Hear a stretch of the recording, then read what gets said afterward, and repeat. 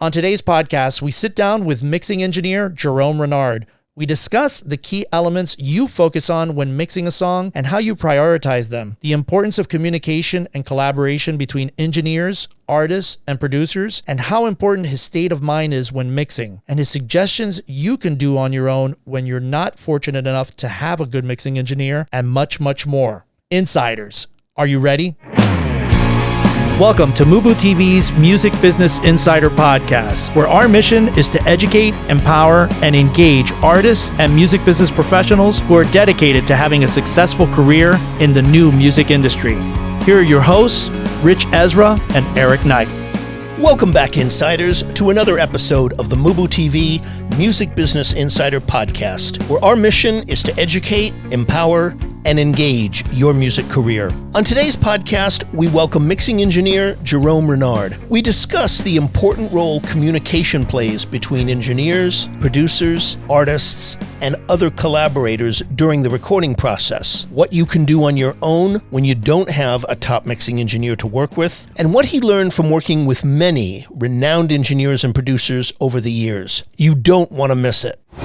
Welcome back, Insiders. Our guest today is Jerome Renard, a mixing engineer with an extensive experience, not only here in the U.S., but also internationally. We had a great conversation about what that relationship is like when you're working with artists in the studio. I love the way he talked about the importance of communication between all parties when making a record. Yeah. It's so important. I mean, you know this, Eric, yourself. Yeah. I mean, you've made records. Right. You know how, close all those relationships are intertwined. And communication and what is going to be going on with instrumentation specifically and vocals and arrangements and how to do that. How important communication is in the studio. So it definitely is. It definitely is. When you're coming in, you're obviously coming in with your concept. You're hoping that you've already rehearsed your stuff. You've done some pre-production with the producer if you have the fortunate luxury of being with a producer. If not, you're doing self-production on your own. And then just going in there, recording the stuff, making sure you're getting the best takes you can, making sure everything is, sounding good with the engineer. And then, of course, once you get to that point when everything is done and you're going into the mixing phase, it's obvious that you want to talk to that mixing engineer and maybe have a conversation with them of what it is that you're trying to achieve, and maybe give them some reference tracks of mixes and things of that nature, of things that you like, whether you're an artist or a band, to at least guide them and say, look, this is kind of like the focus or what I'm looking at. And then let them come in and put their input into that. Yeah, exactly. And, I loved, as I was listening to you, I love the way you talked about the artist coming in with suggestions and ideas rather than just leaving it all to them. Well, I think it's an important thing. I mean, if you definitely have a vision, I mean, I know for me, I have a certain vision of what I want things to, I mean, it's interesting because like I've told you before, you and I in our conversations, just, me from a writer standpoint, I tend to be one of these people that I'm listening to all the parts of the song as I'm writing it. I can hear the arrangements and things going on. So I definitely have a clear vision, but some people don't. Some people, it's a new thing for them. It might be the first times that they're getting into actual recording, and there's a team involved. And so I think it's important to at least give them the references of what you like in terms of mixes and things of that nature, at least to get them to some kind of guidepost. And then obviously it's a collaboration. The mixing engineer is going to put in their expertise and everything, but at least I think it's helpful if you give them a direction of where you want to go. I couldn't agree more. One of the other things that I thought that we talked about that was very interesting is the whole concept of the state of mind that he needs to be in to do his best work. I mean, if you're, filled with anxiety, or you're angry, or, you're not going to be open to doing your best work. And that's something that we hadn't heard of before. Yeah. And I think it's true because you're going into these things, and when you go to do a mix, I mean, I've been involved in mixing sessions with engineers and stuff, and that is a long and tedious process, because just to get a drum, getting a good drum sound, which is usually what they start out with. If it's a band situation, you're going through the drum tracks, getting that. It's a long and tedious process. And so if you're in that mindset of that something bad happened to you that day and you're not in a clear focus, I'm sure once you go through that mix and you've spent probably 10 to 12 hours hours doing that mix, and then it's come back the next day, you're like, oh my God, this is crap, because I was in a bad state of mind. So I thought that was very interesting that he was talking about that from that mental health perspective, because I think that definitely influences a mix 100%. Yeah, and also, what he learned was another thing that was really interesting. What he learned from working with some of his mentors over the years. And you and I have had conversations with many engineers and producers. I know Mike Klink talked about that. Chris Lord-Alge talked about that. What he learned and how you take the information and you pass it on. But that's a very, very important element, what you're coming in with and what you learn about working with other people, because it is a very intimate kind of thing. It's not distance on a you're working in a studio situation. Right. It's not like you're just sending somebody something in the email. Right. Yeah. And I mean, it's interesting because it does, depending if there's distance involved, then you are sending them the tracks and you're giving them kind of, like I said earlier, maybe giving them some ideas or rough ideas of the mixes that you like and kind of how everything is sitting in the mix. And then they can go and do that. And then they can come back to you and send you back. So, I mean, there is that back and forth. If you have the luxury of being in the mix, depending if the mixing engineer, there's some people that like mixing you to be in the room. I think Chris Lord-Alge said he does not like anybody being in there. He's going to do his thing, stay out of it. And once I'm done with it, I'll give it to you. And if there's some minor things going, so, some mixing engineers have a very specific focus. Other ones are more collaborative, where they do like to bring you in and kind of hear what's going on and all that. So it really just depends. But yeah, he definitely had a unique take of those aspects. Yeah, that's absolutely true, Eric. And the other thing is, the interesting part of what he also speaks about is the key elements that he focuses on in a mix. Right. Remember, I mean, the analogy I use of a mix is that imagine a white canvas with like 15 different colors of paint. Right. And how are you going to apply the paint? Thick? A lot of it? Are you going to water it down so it's just a shading and a color? And that's kind of the way you look at mixing, Jimmy Page, I remember in an interview once, because he produced all of the Zeppelin records, spoke about mixing in that way. And his whole mentorship was the thousands and thousands of sessions that he had done prior to forming the band. In all those sessions that he would do 2-3 sessions a day for years. Right. A commercial in the morning, a singer in the afternoon, a band at night. So he was picking up with all the engineers were doing. And working with 3 different sets of engineers and producers every single day. So, you work he was on picking and getting the best things of what he liked, what he didn't like, and applying that. Very true. And one of the things he spoke about, which I always remembered, which is an important part to this one, was what I didn't want to do in the studio. That's what I learned from my thousands and thousands of sessions. What I didn't want, which is just as important as what I do want. And with that, insiders, sit back, relax, and enjoy our featured conversation with Jerome Renard. Jerome, welcome. Thank you. Thank you so much for doing this. We really appreciate it. Describe for us, if you will, your approach to mixing and how it has evolved over the years. I really approach mixing now from really a feeling and an emotion perspective. And we can create a progression throughout the song instead of, let's say, working on a specific section of the song. I think how I grew up when I started working in studio it was like, hey, when we make a song, we gotta start with the chorus, gotta make the chorus sounds big, and we work on the rest of the song after. And it has worked well for me, at the time. And more I got into mixing, and more I got to mix song, it started to become an issue because we really start pushing level at a point where it just gets too loud, and we lose a lot of transient, or we lose a lot of emotion throughout that. And so starting from a specific section of the song and just working your way out of that doesn't work anymore. And in a way, I think we have to go back to how they used to mix song before we had those. It's like you press play on the tape, and you mix throughout the song. And I did that a few times, and it worked way better for me. Starting to feel something, to really be able to work transition better, to put more emotion in the mix. And I would say that's pretty much where my journey in mixing started, was really discovering those areas. And from there, it's techniques, learning from mentors and stuff like that. Like something I used to do that I haven't done in years is bussing. I don't bus anymore. I think I import the tracks in my song, in my template, and everything goes to the master out. There's no drum buses, there's no bass buses, nothing. And it's been challenging at the beginning. It was challenging.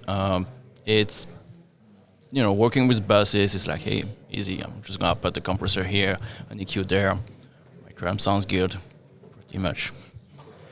But what I encounter is you just create problems. You never really solve a problem. You're not solving the issue between the kick and the bass directly, or the kick and the snare, and sending everything to the master out, and just really working, let's say, bottom to top down. Create, I believe, more dynamic in the song. You can still keep those transient because you're not just smashing a bass here, I'm smashing a bass there, then smashing the master bass. And that has worked well for me. I think that was really the last big thing that changed my mixing. So yeah. Okay, great. Jerome, thank you so much for joining us.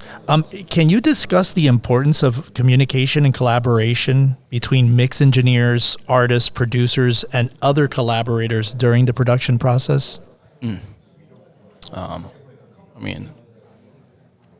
It's the most important, let's say. I think everyone needs to communicate properly. It's really hard when you're working with an artist or producer that does not communicate, because the vision of the artist in the end is what really matters the most. It's not the producer that's going to say, hey, that's my vision, let's get that work, In the end, on the stage, it's neither us, neither the engineer, neither the producer that's going to represent the song or defend the song. And so really getting what the artist has in mind, I think for me is the most important. And so the way I work is I trust the producer a lot. When I moved to the US, I changed my business to working a lot with producer mainly. So I just create the flow of songs and work. But really getting producers that are really good at the job, that can communicate what the artist wants and that know where things goes, I think was, let's say, a game changer. You can really get things right before actually sending a song to the artist and getting the song as fast, well, not as fast, but as close as the artist would like before they even hear it. And I think that communication between, let's say, me and the producer, and before that the producer and the artist, is important, because then we can really nail that down first. And then the second revision will be with the artist, really adjusting, like, artists, they love changing their voice levels, Yeah. A bit up, a bit down. But since we will nail things down first with the producer, it's usually easier and faster. What happens when you run into that problem where you don't have an artist that's communicating well or being able to articulate their vision? How do you get them across the finish line there? So I do most revision live online. I think that's something the lockdown told us, is we can do a lot online. And it's just taking really the time to listening to them and trying to understand what they mean. Blue for someone or for someone else is going to be really different. And it's just really taking the time, sit down, trying things with them. Sometimes they just don't know. Right. And I think it's just being open to guide them through that process, and really figuring out what they want. And I think working more and more with artists, especially with the same artist a few more times, you really can figure out what they think, how they talk, what blue means for them. Jerome, what are the key elements that you focus on when creating a mix, and sort of how do you prioritize them? Or does it depend on the song and what you're recording? I would say depend on the song. I often start the mix the same way. I usually balance my kick and my bass. Okay. I think I use that old VU meters where right. you had the kick at -3, the bass at -3, and that really give me the foundation for my gain staging, let's say. And then from there, usually I work on vocals, on the lead vocals. Because, I don't know, I think if the lead vocals and the bass and the kick work together, and then you add the snare on the top of that, it glues together.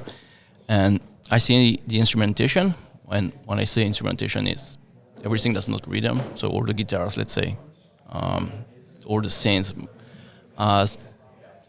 was really going to create the ambience around. But the foundation, kick, snare, bass, lead vocals, I think it's really the center of the mix in a way. Which, okay. So that's basically your foundation, and from there you could take off from there. Yeah. Mm-hmm. I wanted to ask you, Jerome, ideally, do you have to be in a particular state of mind when mixing? And how important is focus, feel, relaxation, and concentration? Oh, that's weird. But that's a good one. Might be weird, but I mix right in the morning out of bed. It's like wake up in the morning, 7:30. By 8, I'm mixing. Oh, so your mind is totally clear in the morning, and you went, okay. Yeah, it's interesting because that's very similar to a lot of artists that I've asked that question to and producers. Some are 9 to 5, and they want to take time off in the evening. Some don't like to begin work until 6, 7 o'clock. Oh yeah, no. My sister's my sister's husband actually became her husband. Used to work for Axl Rose, and when he recorded, he liked to start the process of work at 6 p.m. and go till about 2. That was his thing.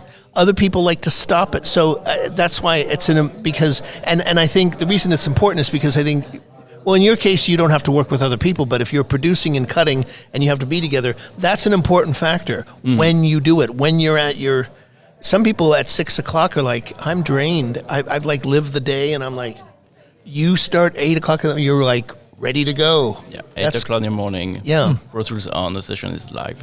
Is that to say then that you are not good if you start a mix at 7 o'clock at night? Oh no, I could. I think it's just a preference. I'm a early morning person, but also a night owl. Which you don't sleep much. No, I don't yeah. sleep much. I never sleep much. Late sleeper. And I know I feel like starting a mix. The morning is the best time for me. My ear are fresh. You haven't spent like an hour on social media or reading emails or whatever. So it's really like out of bed, mixing. Then I usually take a break to make some coffee and back to mixing until I would say 11. So the first 3-4 hours of the day, it's where I really build the mix. I would mix in the afternoon or do session in the afternoon with clients. I usually take clients in the afternoon. It's easier. Do you feel it's a drastic difference when you're starting in the morning fresh like that, and then you come back and hear the mix when you're doing the mix build? Does it sound really different to you, or no, it's still on track to where you want it? There is a difference. If I start a mix in the afternoon, usually the morning after I would retouch a bit more than I would do if it was the opposite. Right. Yeah. As opposed to if you started the mix in the morning. Yeah. Interesting. Then you're like, it's solid. Yeah. You're clear and it's much more concise. Yeah, where he has to do less editing and less, interesting changes. Very interesting. Because I would think getting up out of the bed in the morning, your ears are still so it's interesting to hear your process, because I would think I'm trying to get all my faculties straight to start at 8 listening. o'clock, Yeah. So Yeah, I get that. I think it's just a state of mind in a way. It's similar when you get a shower and you start getting a lot of ideas. I feel like the night give you the same things, with a deep sleep. And then right off bed, for me, I just get ideas. I want to start. I just want to do it. That's great. Could you share an example of a particularly challenging project that you've worked on as a mixing engineer, and how your multicultural perspective influenced the outcome? So during lockdown, I did a few tracks for Israel, which was pretty interesting. first time I was mixing a song in Hebrew, which, I mean, I still don't know how I got the jobs. Right. But guy is pretty big in Israel, and they hit me up, say, hey, we need a song mixed by, I think it was 2-3 weeks. Not too crazy after that night. And send the song, send a mix, and then the producer hit me up and say, yo, you over DS the vocals. So S's in Israel, in Hebrew, it's really, really important for the comprehension of the language. Oh, okay. Which you didn't know that, yeah. I didn't know. Because you don't speak Hebrew, right? Right. Of course you wouldn't know that. I was really not expecting Wow. that. Yeah. He said, the mix is great, but we don't understand the vocals. I was like, well, I don't speak Hebrew, so I don't know. Yeah. But we chatted a bit, and yeah, it was really de-essing. Yes, it's in the language. It's really, really important, and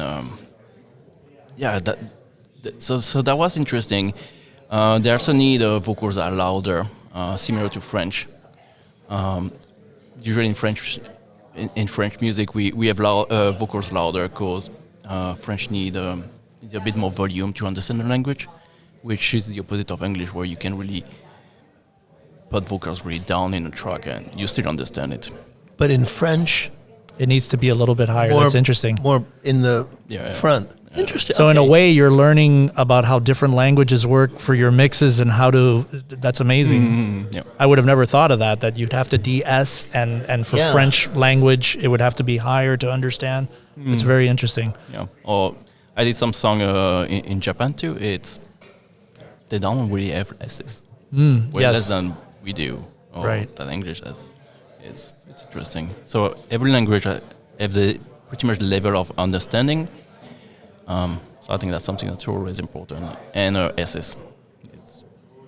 And that to me would be like something that would increase your work. That you now know how to do these languages, and it's very interesting. Have you recorded in other languages besides French, Hebrew, and Japanese? I didn't record it in Hebrew. I just mixed it. Oh, okay. I recorded Japanese, French, Dutch, English, obviously. Right. Probably Spanish at a point, but yeah. Wow. Do you speak Dutch? You speak French? I speak French. Okay, so you have an understanding. Okay. Yeah. Are there other things besides the frontness of the mix, pushing the vocals up in French that make the mixes different or distinct from US? Or is it just the vocal placement? The vocal placement is one, but I think it's also a culture in a way. Yeah. Back in the days, you could tell if a song was mixed in UK and Europe or in the US. You could even tell. You could even tell. Yeah. Wow. Back in the days, I think we could tell way more than You're now. right. You're right. Yeah. I remember in the 80s that was very true because a lot of those records came out of the UK.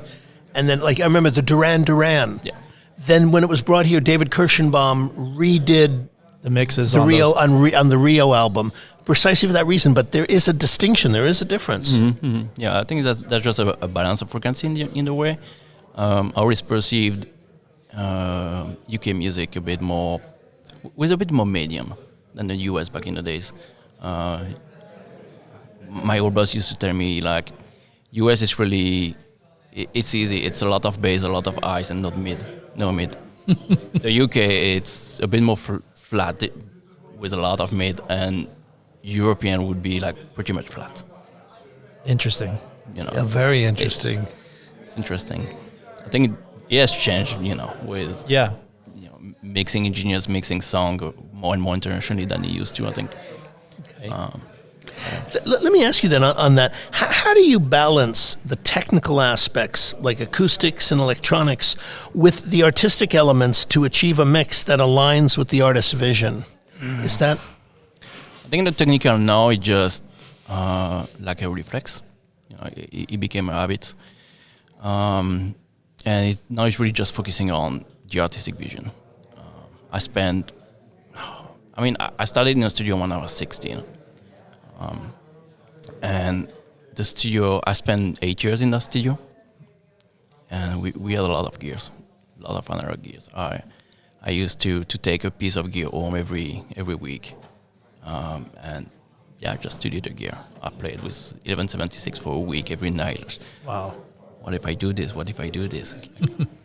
So I think from that point, the technical mind now, it just reflects. It's something that you don't really think about it. So I think it's just balancing things in a way that make you feel something or that brings something to the song. It's not really. There is no more that question of, oh, I'm gonna put a compressor here, or how much compression do I need? Like, Right. is 90 dB too much? oh shit, maybe I should put 3 dB. Oh, I'm sorry. Yeah. Okay. It's. I don't think there is no rules in a way. Okay, so it's instinctual. Yeah, that's what I was going to say. Do you base it a lot on feel and what you're feeling? Mm. Yeah. It's not uncommon for me to compress vocal with like 25, 30 dBs. Wow. I do it in a way where we don't really hear it in a way, but. Okay. Let me ask you, Jerome, does your mixing techniques vary significantly based on the genre that you're mixing? You talked about language and what you did with the different things with the voices and de-essing. I'm wondering, depending on your techniques for genre. The great thing with having a template that doesn't have basses is I can always adapt to anything. I'm not, let's say, stuck in a certain way of working.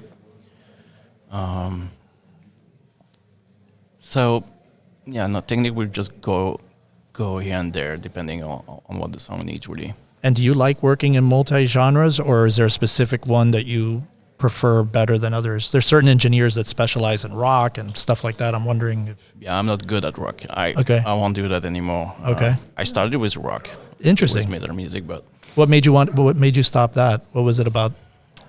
Back in the days when I was working in the studio when I started, I had a band of friends that were making pop music, electro pop music, and they wanted me to mix it.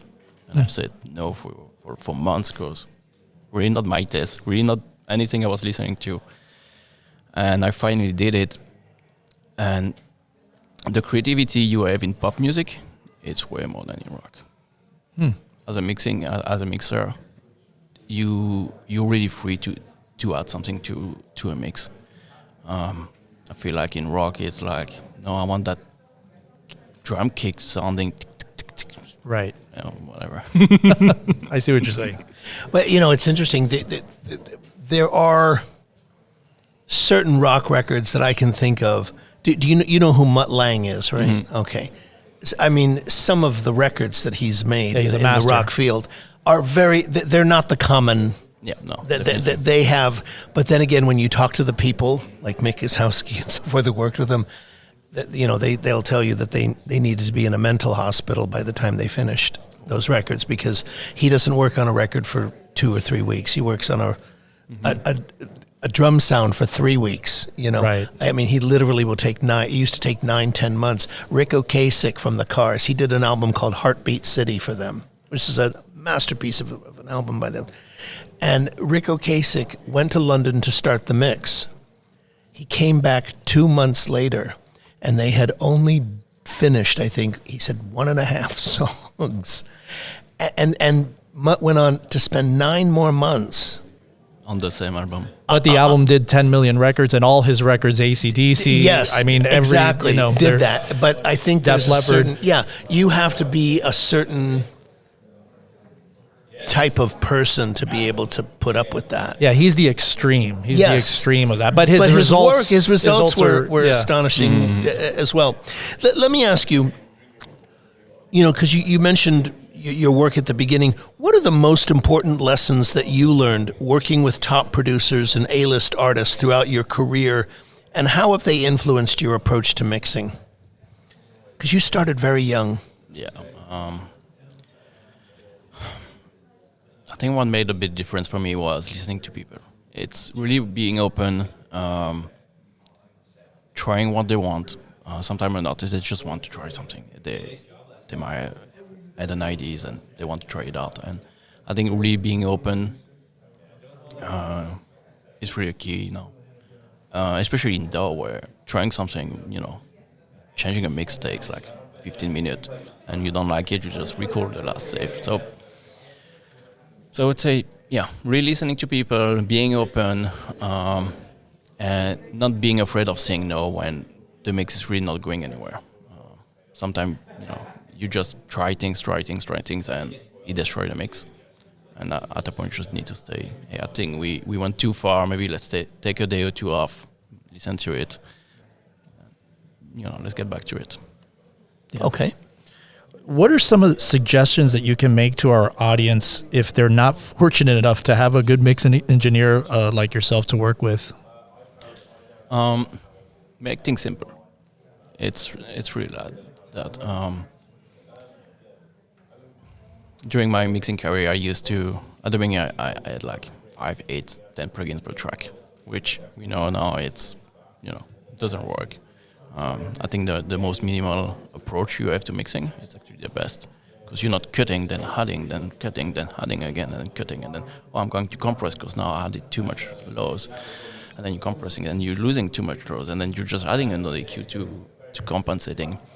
And I think you need to take all of that out, but one EQ, start there. Make your mix work with one EQ everywhere. Compress when you need to, especially now with pop music and mainstream music, where most of it has been done on a computer. It's not like we really need like a compressor on every track. Right. Synths come pretty much flattened out already. So now compressors take a new approach where, hey, we're gonna use this compressor for the vibe or what it brings to it, that specific sound, but not really for compression anymore. So I would say, just be minimalist, approach things with one EQ first, make it work, because in the end it's just a question of frequencies, and then tools like compression and stuff like that, it's just extra. It's an extra vibe. It's a different way of fixing issue. You can fix the same issue with a compressor than you can do with an EQ sometimes. There's so much talk these days of advancing technologies, and I'm curious in your field, looking ahead, how do you see the role of mixing engineering evolving in the context of things like AI, and how do you keep aware of those developments within your work? I think mixing is still so creative in a way, and artists still don't know how to write down the vision correctly, that we're not going to have a prompt where artists can put the vision down and the AI is going to do the mix yet. There is definitely AI tools that are becoming interesting, or at least algorithm tools. I think the SUS and all those tools are pretty interesting, but they are not there to fix anything. It works here and there. Like, I don't know if you have tried the latest Bloom from Oak Sound. It's great. It's so easy to rebalance the sound, but it creates an issue each time after it. So I don't think AI is there yet for mixing. I think AI could work pretty well in mastering if you really have a great mix. Because in a way, mastering, it's really getting back to being a control quality in a way. At least that's our approach, mixing and mastering. And I think AI could do a great job there, if the mix is great. Yeah, if the mix is great. Okay.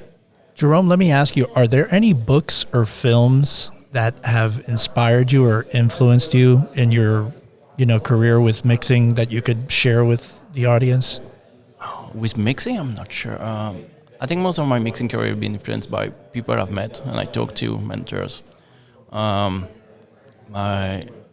Maybe the 10th first year of my career, I relied more on mastering engineers than mixing engineers as mentors.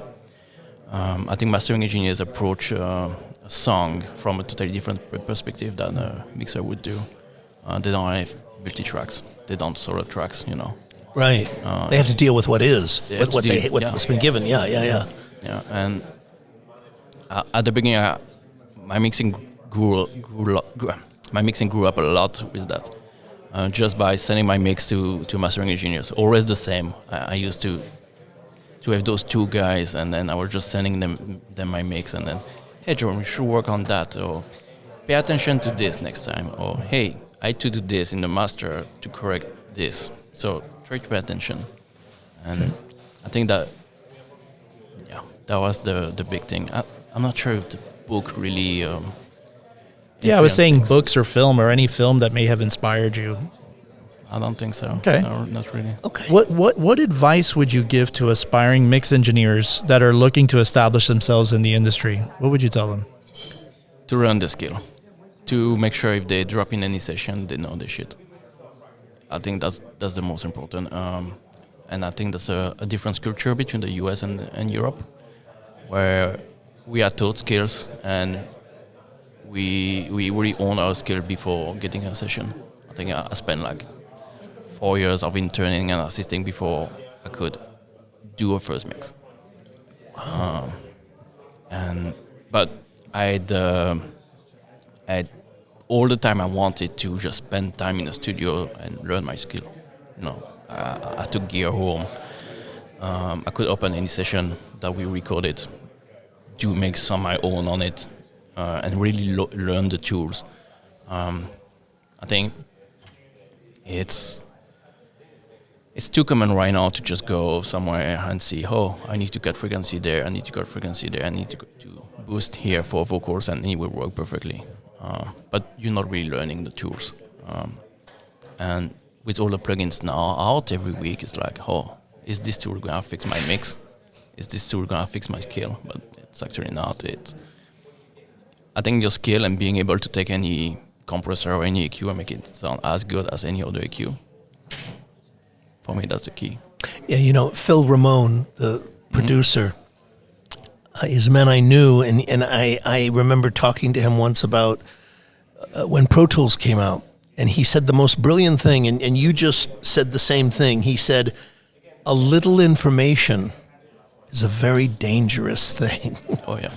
And what he meant was exactly what you were saying, that, you got to learn your craft. He said, I'm coming to Pro Tools with 40 years behind me of knowing how to utilize this. Not like, this is the answer.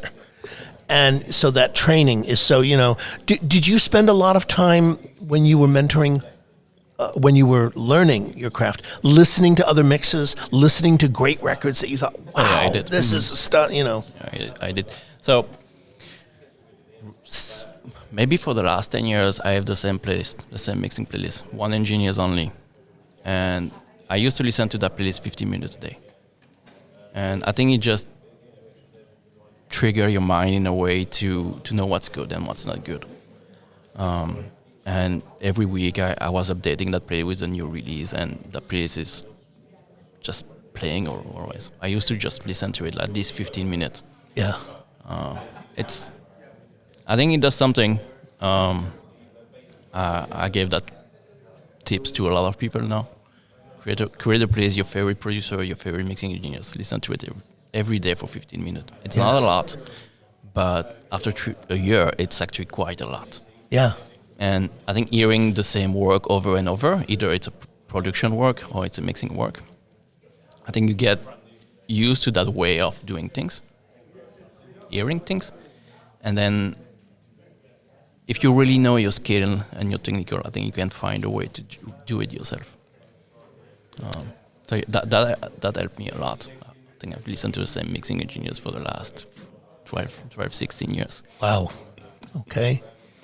Jerome, we cannot thank you enough for coming and doing this. We really, really appreciate it. It's been very, very interesting hearing about your work.